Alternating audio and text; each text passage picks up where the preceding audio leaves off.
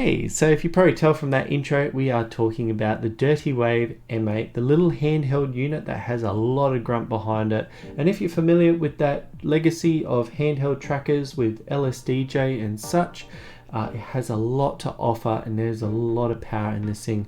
And I've been really wanting to get my hands on it for a very long time, but I finally got a unit. I've had it for a couple of months now. I did spend my own money on it because it does deserve it. But it's been a great little addition to my setup, especially on the go. Like, it does come with an extra case and some other bits in there.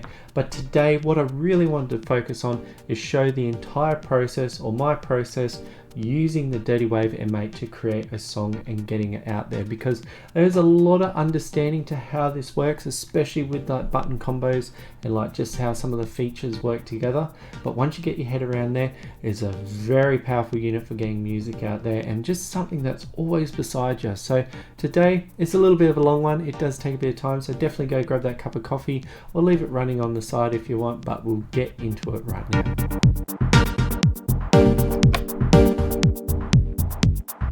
Alright, we are here with the Dirtywave M8, the little handheld tracker with 8 channels of audio, and we have a bunch of instruments as well as samples and a variety of ways that we can bring our music ideas to life in such a portable form factor. Because I will say I have enjoyed my other handheld tracker. So this is a Game Boy with a special bit of software called LSDJ. By the way, happy 25th birthday.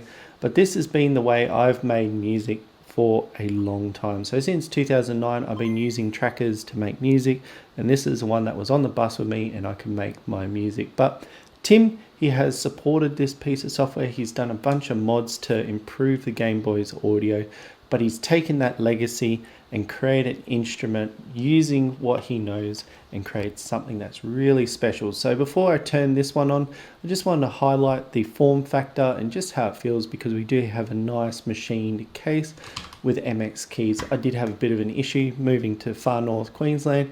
The silicon and the glue that they use to have the carbon prints on here, they actually melted in the nice heat up here, so I've had some issues trying to get that. But we have some nice mechanical keyboards, so it makes it really easy to use. And we'll try and show the process, but I might be moving a little bit quick on these. But next we do have 2 little speakers, so if you don't want to have anything connected, you can just sit there and have a listen to a really good representation. Not absolute perfect, they're not studio monitors, but it gives a really nice sound to it. We have a little microphone here, we have all our ins and outs and on the top, and we have like our SD card and power button there. And it is a very small handheld form factor, but there is a battery inside, so we can use that to make our music on the go. So let's get this turned on. So here we are. This is what you see when you first open up the M8, and as you can tell there's a lot going on, but you can see that we have our 8 channels of audio, or 8 tracks of audio, and that's how we make our songs. So it doesn't mean like 8 samples can play at once, but with the tracker workflow we can get a lot out of those 8 channels. So what I wanted to show today is just my process of how I go about using the M8 to create a track and then get an export, because I think that's a really good way to understand how this machine works and will it gel with your sort of workflow. And if you're looking at getting one, I think that's really good to see that sort of stuff.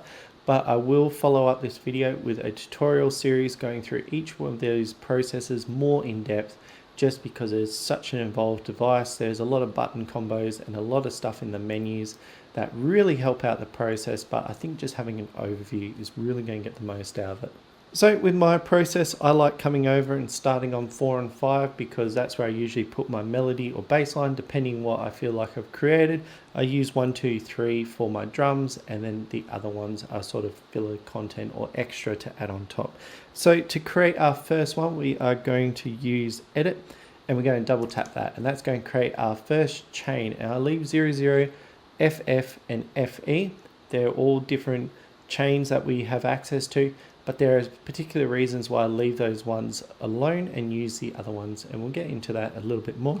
But if we hold shift and then go right, that gets us to our first chain. So as you can see, we have this little mud map that changed when I moved across, so we can use that to navigate around different menus, but we want to create our first phrase. So double tap again, we get number 1, and then we come into our first chain. So think of this as a 16-step sequencer, but we can do some tricky things later on. We're not going to talk about it too much, but we have our note, we have our velocity or volume, we have our instrument, and then we have our FX command. So there's a lot of information that we can put into this, but let's create our first note. So if we double tap edit, we can see we have our first note, but it's not playing any noise for us, and we can control the note that way. But let's make it make some audio, which we'll go have a look at our instrument. So same thing, I like staying on 1. And as you can see, we have a variety of different synths. So just giving it the briefest of overview, because I want to stick with the chains for a sec. We have like a chiptune wave synth. We have a synthesizer that's based on a lot of mutable instrument stuff. We have our sampler. We have an FM synth that does some really cool textures. We have a chord synth that has some really cool tones in it. We have our MIDI, and we have like external audio coming in, so you can do some routings and stuff like that. But I'm just going to start with chiptunes because chiptunes are fun, and we have our basic sound. Won't touch this too much, we'll talk about instruments later, but if I hit play, we have our sound. So let's plot in our first melody. So we're just going to go simply by moving around. So if I wanted to put a note here, I can hit it, I can use up and down to go an octave, and then I can use left and right to go up and down a note. So if you don't like the note there, you can hold the option key and hit edit or BA, and then you can plot in your note. So like let's make something.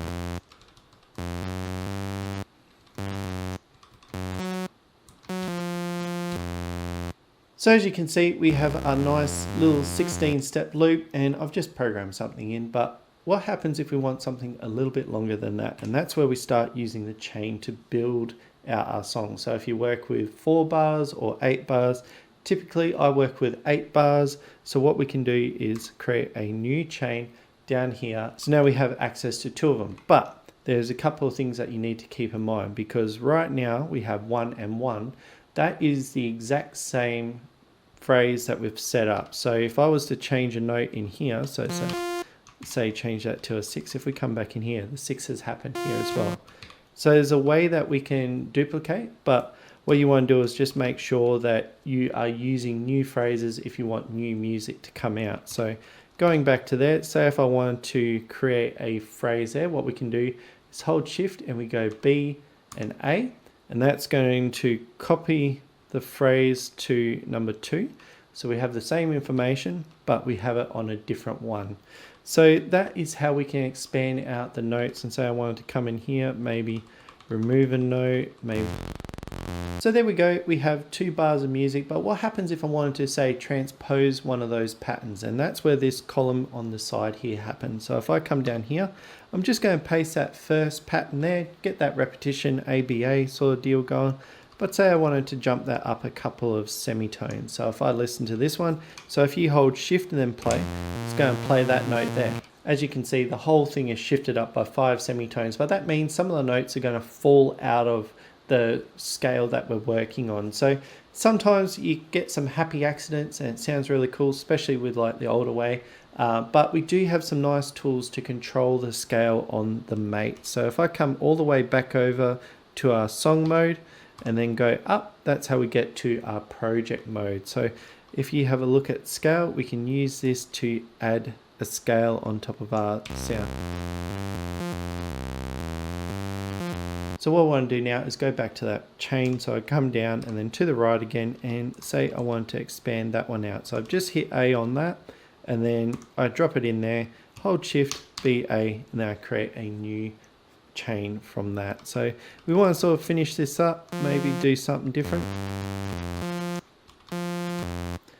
Maybe if I'm not feeling too fancy with what's happening here, what I can do is hold shift and hit B and then B again, and that's going to select the column. So doing shift and B is most of the select stuff, but if we hold B, we can use some of the generation features, or sorry, option. If we hold option, we'll see some of the generation features. So say if I push down, it's going to randomize the notes down. So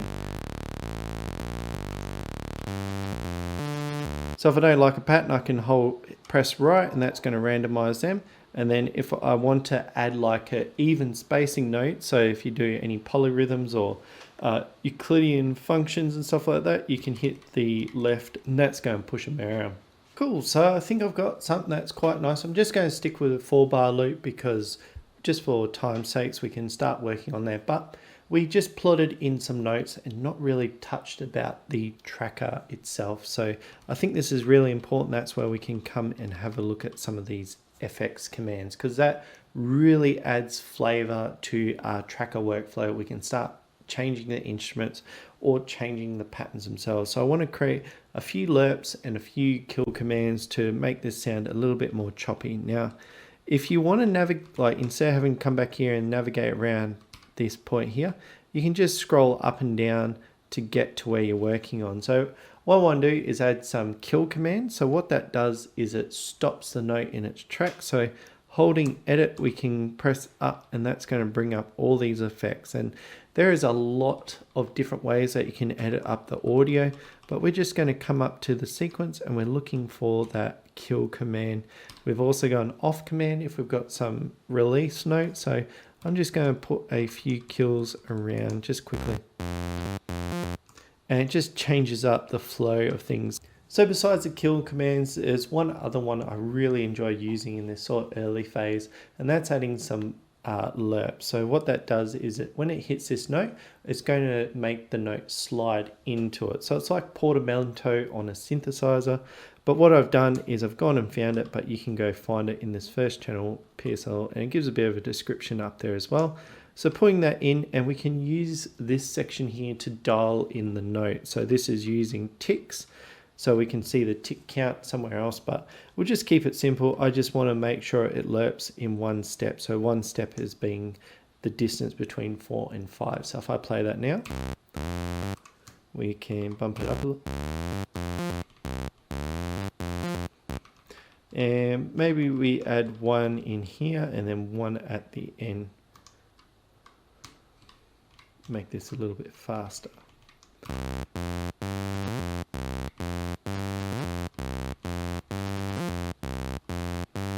Getting that sort of chip tune flow, and then maybe put one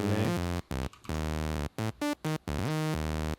So compared to how we just had that basic note, just using some of those tracker commands, just really two, we've created something that's completely new and completely different. And that leads into our first little point on the tracker. So it's a bit of a process to program something in, but once you start getting in the flow and really understanding the button commands and that, you can get extremely efficient and you can start punching out little melodies and bass lines relatively quickly. So I think that's enough about how we enter notes and just how it sort of vibes and moves around. I want to change up that sound because it's kind of boring. It's just a saw wave, and probably want to play with some chip tune stuff. So I wanted to show you how we start editing a instrument.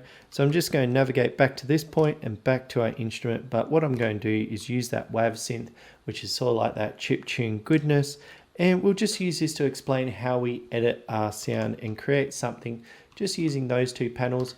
Might get scary inside of our tables, but they're not that scary. They do add a lot of flavor. So I just want to come into here. So I'm just going to add a 25% pulse wave because it's so good. I do enjoy it. But we do have a variety of different options here. And each one of these is a slider that we can manipulate by pressing edit. And then we can use up and down to go in larger increments as well. And they're going to have different effects on the sound. So this is probably not on apparent as the pulse, but we'll put on a triangle wave, play the noise, and then if I scroll this one up, we can see how it's degrading the audio by removing bits. So I'm just going to put that back on to 2, and as you can see, we do have it go into B, C, D, E, and F. Now, if you're not familiar with that, that's called hexadecimal. So what it's doing is it's fitting 16 numbers into 10 numbers, or it goes 1 to 9, then A, B, C, D, F. That's where the 16 is, and goes to the next one. It takes a little bit of understanding to how to count in hexadecimal, but this is how this one works, and it does allow you to fit a lot more information into our sound. So multiply is what it sounds like. We multiply the sound so we can add a lot more on top of it. We have a warp. So we can move that around. We have a scan, which for our wavetables in here, because there's more wavetables further along in our oscillators, we have a nice little filter. So we have like a low pass, high pass, and a bunch of other ones that we can apply to our sound. So say I wanted to add a low pass to this. It'll pick something a little bit more buzzy. And then we can apply some resonance on top. So I'm just going to turn that one off for now. And then we have our amp with a bunch of different amp types that we can play with. So a pulse wave is a bit buzzy, but we'll go back to a triangle, and as you can see, it crushes the audio. But we have a variety of different ways that we can crush that sort of point. So clip just meaning it flat lines at the top, and then sine and all those will add extra harmonics depending on how the algorithm works. So we have our pan as well, so we can pan per instrument or we can pan per channel. But panning per instrument, like if you know you want your hi-hat to be like a little bit drifted over here, you can set that here and just make that one instrument handle its own panning. And then we have our volume section. So this instrument has its own dry signal. So this, think of this more as the volume that we have control with. So if I start playing, I can remove the volume using dry, but we do have access to some effects, and I'll show you where they are later on, but we can send this to, say, a delay. So if I just turn that up, sounds very arcadey. Maybe add some reverb. But the reason why we have dry is we can actually take the dry signal away and we can have some more ethereal stuff in the background. So that's sort of how majority of these are set up. They do have their own quirks to playing, like this one saw the chiptune synth.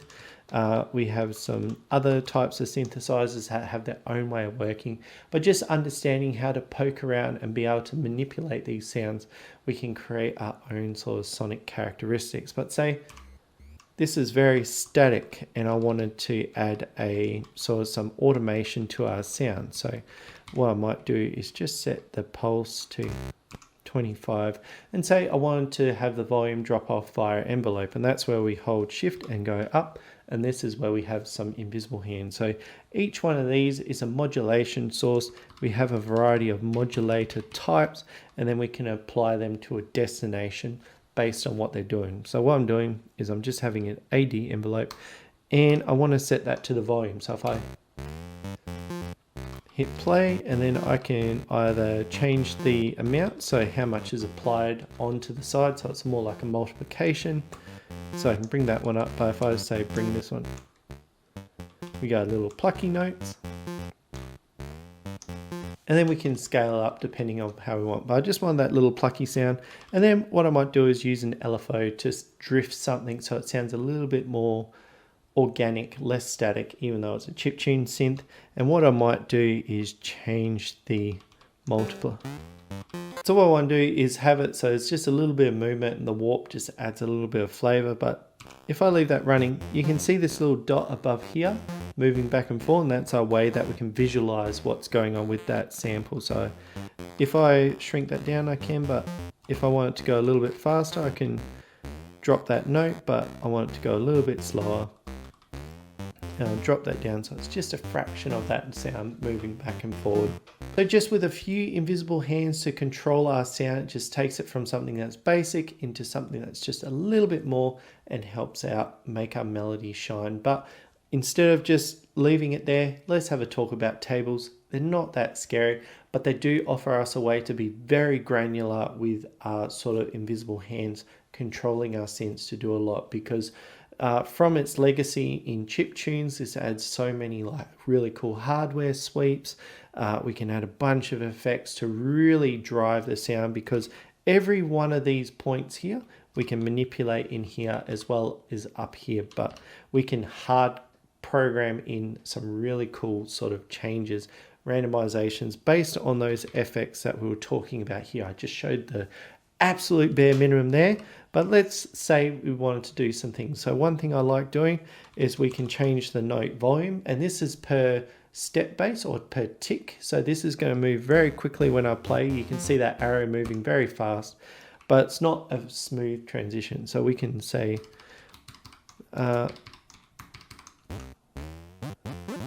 we can make those sort of chiptune sounds, but one thing I like doing is we'll come up to the top and I'm just going to set that to 1.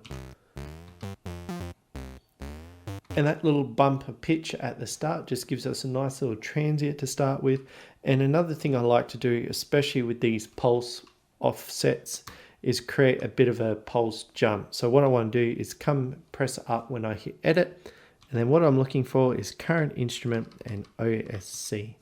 So this is based on a number. So we want to make sure that we've got the right number. So 1 and 2. So maybe what I might do is start it on 0 and make it jump to 1. So what I'm going to do is set that down to 0 and set that to 1. And just as that nice little pop at the start of the sound, but if we leave this to keep running, it's going to come back around and play from the start again. So to stop that, we didn't talk about these before, but we are going to use a hop command. So that lives over here. And then when we put that one in, you can see it's moving a lot faster in that point, but we can say set it to 3 or to 4 and see how it stops there. So we're not going to get that effect happening again, but we just adjusted the second number. And if we look down here, we have the first number is how many times it will do it, and then the second number is where we want it to sit, because we can hold an F and that will jump down to there. So what we can do is we'll set up a second one. We'll say loop that twice, and that's going to jump down into our second point here. So I'm just going to set this one to 8. And then what I want to do is I'm going to add a vibrato command. So this one here. So this is adds a bit of a squiggle to our sound. And same thing, this one's got 2 values. So up and down controls the first value, left and right controls the depth. So I'm just going to move the depth down to 5, set the speed to 3. Getting something that sounds very chippy dippy tune, but let's add a little bit of delay to that. And I think that is done for our little instrument to help us create our first chain. So I'll probably leave this as the melody. I might up it in an octave just real quickly, and then we'll move into making our bass line. Cool, so we got one little block there, but let's give it a friend. Let's have a look at making a simple bass line. So I'm just probably going to do a 1 bar sort of thing. So I'm just going to select another one, put a note in here, but we'll create a new instrument as well. So for our bass line, I'm going to use the macro synth, and with this one, there is a variety of different sound sources that you can create in here, but I'm just going to stick with that seesaw, and then I want to adjust the timbre to create some movement, and then I'm just going to use that filter to create a low pass, just so it's in the background a little bit more. And then if I come up to LFO, we're just going to drop it on the... Cool. So I've just created a little bit of a sound, but what I want to do is we're going to drop that by an octave, start with C, and then if I want to listen to both of these together, but I'm in this menu holding shift and play, so I can listen in and then say I make a bunch of those and say, oh, let's go 2, 5, 1. Let's see what that sounds like.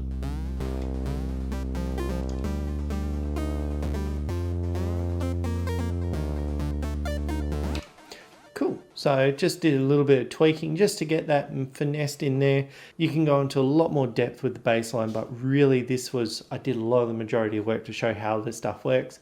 Let's have a look at programming some drums into this thing, because we have a nice little loop going here. Now, when it comes to me personally, when I come to drum programming on a handheld tracker workflow, I like to start my drums in 40. So you do have FF, so that equals 256, but starting on 40, that gives us a lot of room to start making our sound. So same thing again, I'm just going to bump that up to 40. And when you do that as well, when you double tap, it will start from that previous number. So it just gives you a little bit of peace of mind when we're working around. But I want to create our kick drum here. So what I can do is I'm just going to double tap B, hold Option or B, and then what we want to do is press left 4 times. So we get that 4 on the floor, but we are playing with that synth, so I can double tap B here, hold edit, and then we can bring that up to 40 as well.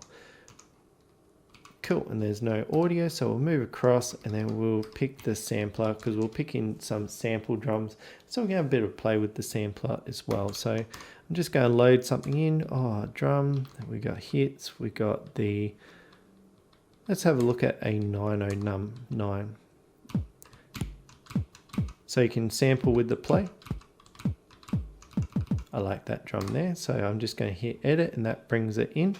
And we have a variety of ways that we can control our sound. So where it starts, the loop start, we have a length, we can detune the thing, we can degrade. So I didn't talk about that in the other synth, but what degrade does is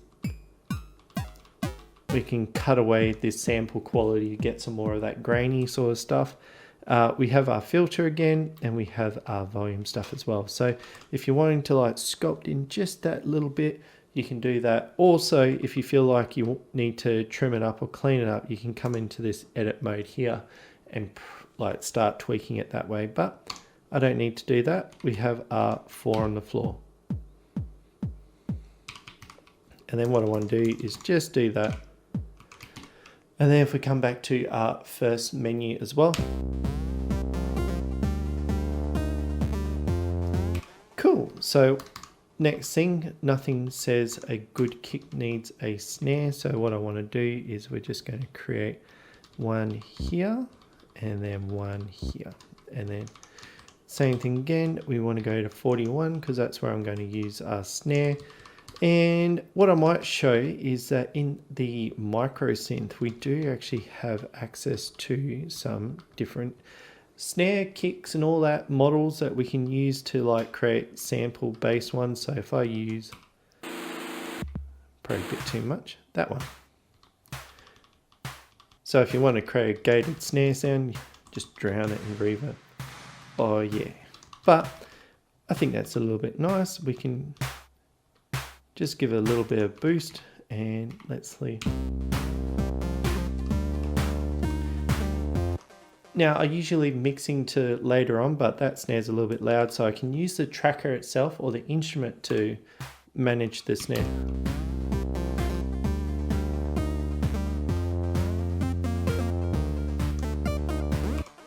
Cool, so we have that all set up, and same thing again, we just want to make a whole bunch of those.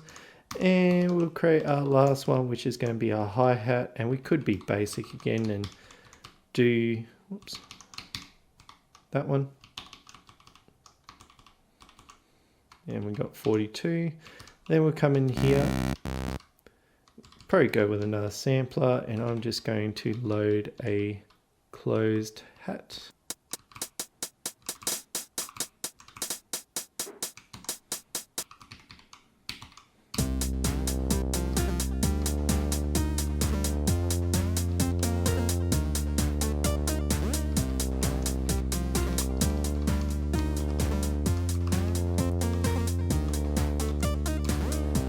So I just want to change the volume so it's a little bit more short, something like that. And let's make it a little bit more interesting. We have created the most basic of drum patterns, but let's add some repeat commands in here because they always add extra flavor. So you can find them up in the sequencer, and then we have retrig and repeat. So each one do something a little bit different, but I think it's this one. Yeah, that one. And then you got like our volume change, and then we have like the amount of ticks. So just going to plot in.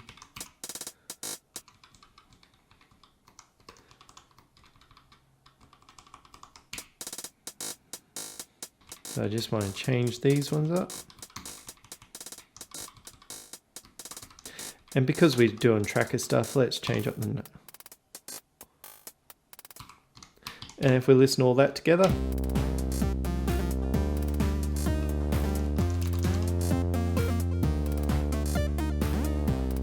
Cool, so we have our first little loop together, and really is basic, but it does demonstrate how a lot of this machine works. But what happens if you want to start creating new patterns? Well, you can come on down here and double tap and keep working forward, but we can copy and paste these. So if I just go Shift B and then B again, I can copy that one. And there's a few different ways that we paste, and it depends how quickly we push this button a couple of times. So if I just go Shift A, it's going to paste that chain exactly the way it was. If we edit that, it's going to adjust that one. So I've just created a new one, and there's tricks that we can do to clone these, to change how we can edit the patterns or the chains to create something new. So what I wanted to do was, if I hold Shift and B and then hit A, that's going to clone the chain. So that is different. But if we go on the inside of this, the chains are the same as the first one. So if you're wanting to, say, move some things around, you're not changing the individual blocks, you can do it that way. But if I was to just grab that one, paste it in again, and then I'm going to hold Shift B and double tap A, as you can see, it's cloned chains and phrases. So this has changed everything inside here. So if I make edits inside of these notes and come back out, it's not going to change that first one there. So what I'm going to do is I'm going to use that one. I'm just going to leave a bit of a gap because there's some cool tricky things that we're going to learn about song mode and live mode, but I can come in here and change that up. And what I might change that to is I'm going to create a new instrument. So I'm going to create a new instrument, and I just wanted to show that we do have a more instrument view up here, so we can navigate around and change the different instruments as well. But we can also load and save. So if I load a sound, so I've got some stuff in here that I've been doing. Let's have a listen. I like that one. So if I come in and listen to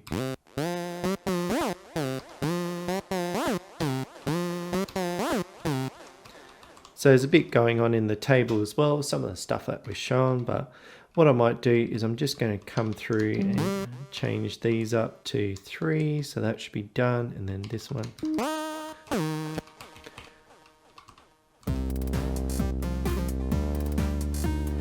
And then if I want to play the new one,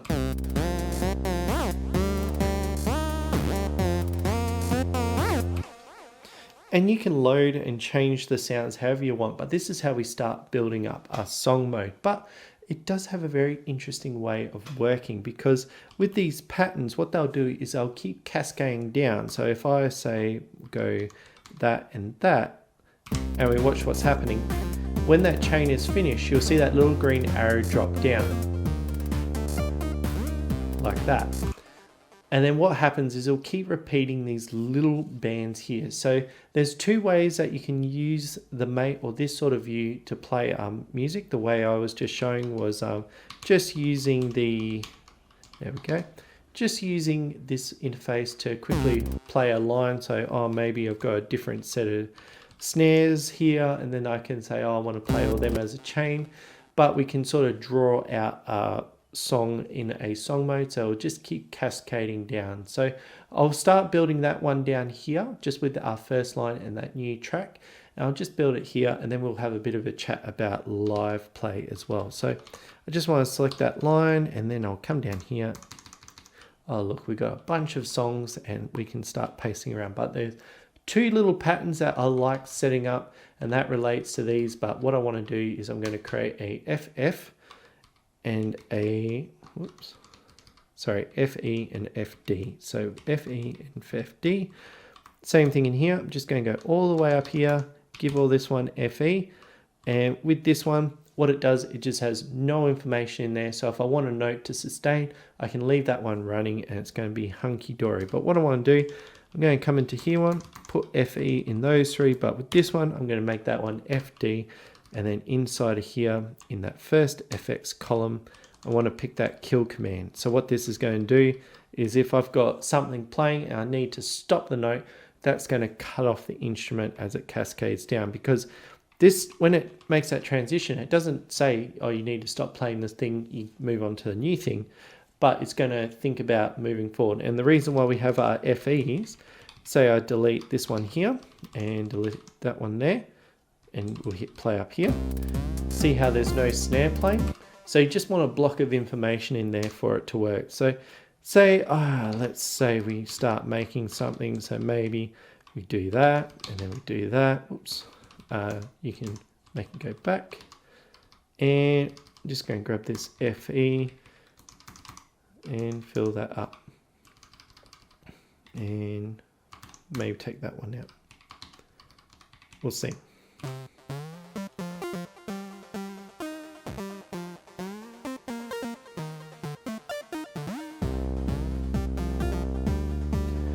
Cool, so we've got a nice little builder. So maybe we'll cut them out, but because hi-hats they cancel out, we don't need to use an FE down there. Yeah, maybe we drop it down there and then we can say remove these out and we'll drop that one, and then yeah, we'll leave it there. So it builds down and builds back up again into our new song.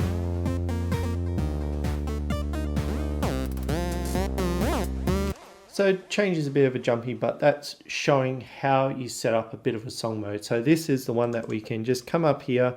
When we want to play our song, we hit play on this line and it's just going to keep cascading down, and when you finish you can have another, like it would stop the, there's an FX in there that will tell the whole thing to stop playing. Now just before I go into live mode, this was something I learned later on and it's a really nice effect. If you put all 4 of those buttons down, so pressing all of them at once and hit play, we have a nice little oscillator view that we can use.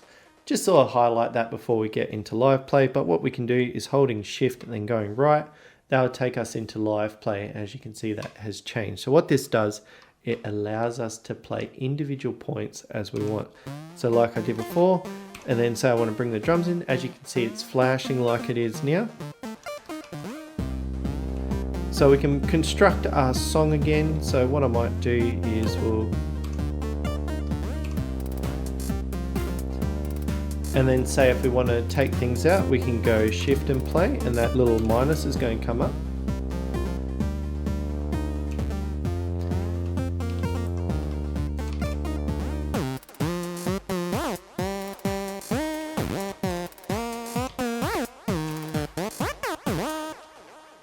And then you can cancel it all out, and that's how you can start playing live. And I've done a lot of gigs where I've had all the song information laid out and I'm just there changing patterns and having a good time and creating something that's really cool. So I think that's demonstrated a lot about this main line here, and there's a few little options here and there that help us create our song. So like we have some grooves and stuff like that, but I just wanted to highlight how we export and how we can mix on this machine as well. So we'll start with mixing, which is we go to song mode and go down, and then we have this nice little panel here. Yep, we've got that selected. So as you can see, we've got all the bars showing up. We also, this is how we control our main volume here. So if it's a little bit light in your headphones or playing live, you can adjust it there without having to go to the mixer. We have each of these ones here. We can dial them in as well, but they are based on these channels, and because we're changing instruments back and forward, I sort of don't really touch those, but I do come into this part here because we do have a bit of a way that we can mix our sound. So maybe I boost it up there, but I can add a limiter on the top to like really crush the sound.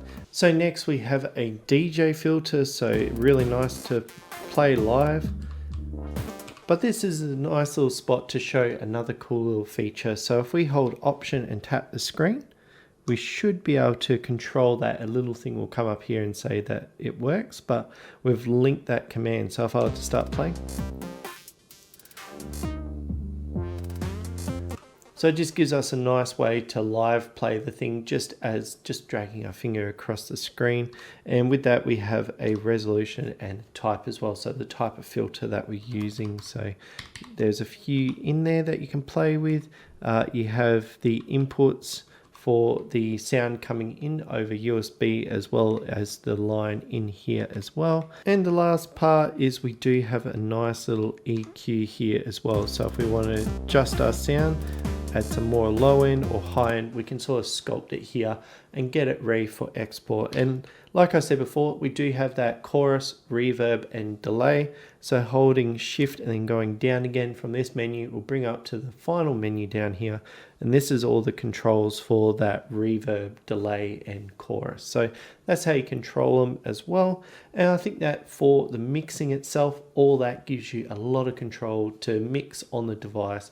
So when you play live in a crowd, you can control it there, get everything sort of EQ'd up, or you can set it up to record or export, and we'll touch on that now. So we're in a really good spot now. Here's my nice little demo song to show you how it all works. But this is basically how I set up my song structures. So if I'm making a more song dominated song, I'll probably take up more and leave the live play down below. But it's very modular how you can use this setup. Like you can just have a whole bunch of like separated grid points, and you're just selecting the parts that you want to play together. That works well nicely. So there's a lot of this, but let's get our song out. And you can do it like I'm doing right now, just having the audio come straight out and record it to your computer that way. But we do have some render options as well. So I've just come down here to render. I've select that, and as I did, I started on row 5, so I can just punch that in there, and then I can tell it to finish on a certain row to render, or I can have that kill command, it'll pick it up. But we don't want to repeat, and then we can tell which tracks to export on. So we can come down here, we'll get our 2 channels of audio, left and right, or we can export all the stems, and then we can work with those on the computers to get that final mix down packed. So what you need to do is just hit A on there, and that'll start the process.